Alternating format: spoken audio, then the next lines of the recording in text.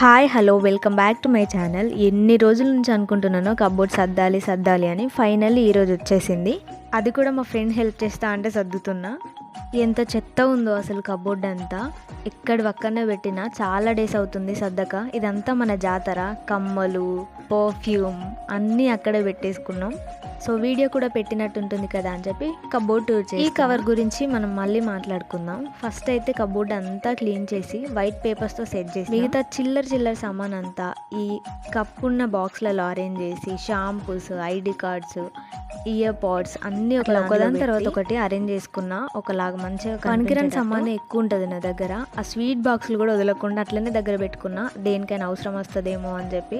అప్పుడప్పుడు ఫ్రెండ్స్కి గిఫ్ట్స్ ఇచ్చేటప్పుడు నార్మల్గా మన చేతులతో ప్యాక్ చేసి ఇవ్వడానికి ఆ బాక్స్ మంచిగా యూజ్ అవుతుందేమో అనిపించింది. అందుకే అవి కూడా దగ్గర పెట్టుకున్నా. కింద బుక్స్, తర్వాత కబోర్డ్ మొత్తం నీట్గా సర్దుకున్నా. ఇది